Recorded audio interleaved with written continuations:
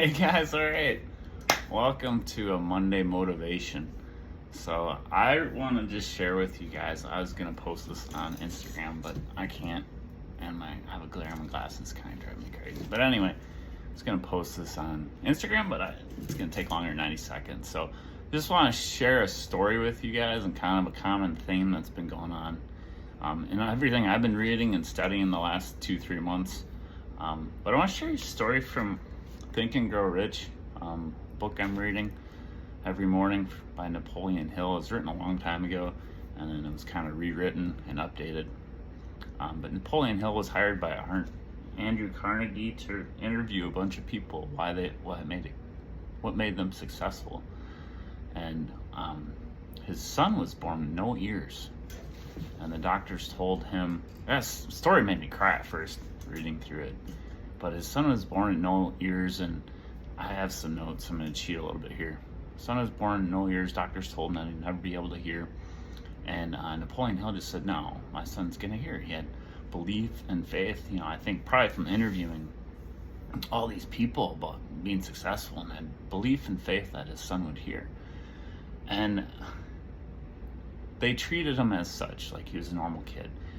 They enrolled him in regular school, and they talked to him, and Napoleon realized that when his son was very little, he could actually understand him when he was talking to him.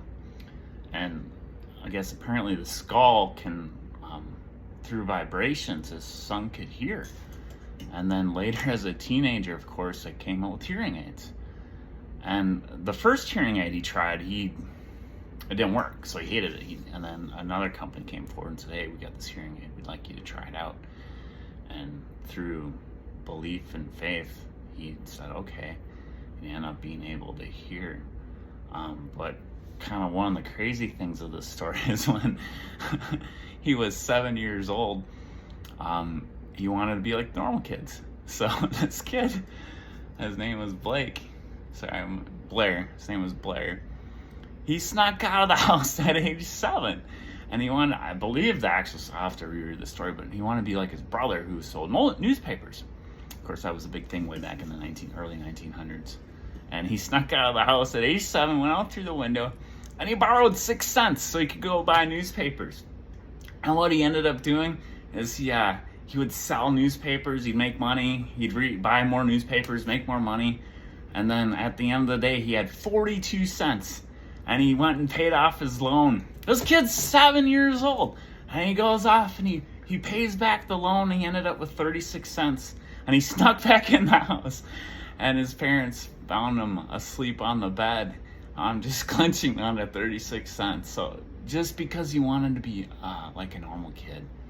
I thought that was just an amazing story. And just a belief that you can do anything. I think that's really important. And what I've noticed in my coaching is, if you believe you're not going to do well and you're not going to succeed, well, you're right, you won't. And to take action too, Blair's parents continued to talk to him, and they treated him like a regular kid, and they continued to look for solutions so he could hear like a normal human. And they never believed that he would never hear. They continued to work on it. And just that power of belief is amazing, what it does for us. So that's that's where I see a lot of success with my students is, we set a goal and we know we can do it. There's a path to it, and then we take action. We assess where they are, we figure out a plan, and then, can you put the work in? And they have the time and the commitment, and they put the work in and take action. And people are dropping 10 to 20 shots off their game because maybe I have a belief in them, and so then they believe in themselves. But certainly that's, can I do it? I'm like, yeah, we can do it. So I just wanted to share that story with everyone. I thought it was an amazing story. I'm gonna just look at my notes here, make sure I'm not missing anything. But yeah, Napoleon Hill, the author, Think and Grow Rich, good book. Don't worry, to my golfers, I'm rereading Build the Swing of a Lifetime, which is really good too. It's fun to go back and read some of these things. But yeah, they told their son growing up, you can hear, you will hear, you are not born for failure. So the doctor's telling him that he's never gonna hear. Just Napoleon Hill said, no way, we're not gonna treat our son like that. But yeah, he had no ears. He could pick up sound through bone conduction, and then later as a teenager he's able to hear. With the help of others, proving that power, purpose, persistence, and belief, you can accomplish anything. Yeah, that's it. That's what I really want to share with you guys today. Just a really powerful story that brought me to tears, twice now that I read it.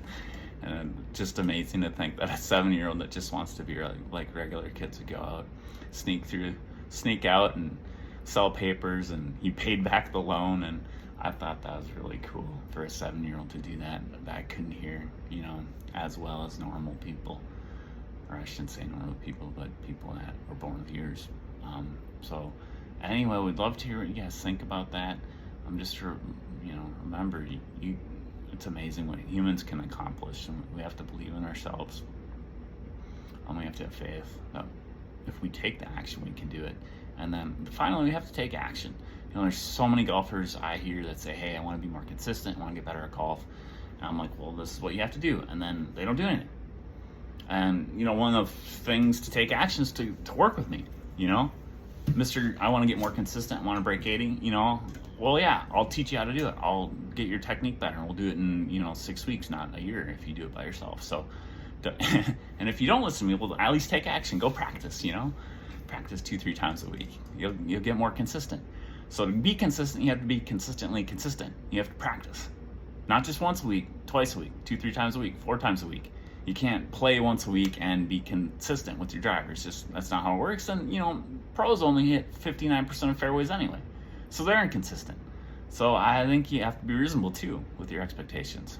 But anyway, so those are the 3 keys. You gotta have belief, you have to have faith, you have to have a plan, you have to take action. So I want to share that with you guys today. I still go on my new YouTube channel because I can't go live on Instagram. I don't have enough followers, so maybe I'll get more followers. But I'd love to hear what you guys think about it, and any questions you have about belief and faith and taking action and making plans. So, all right, there we go. All right, cheers, guys. See ya.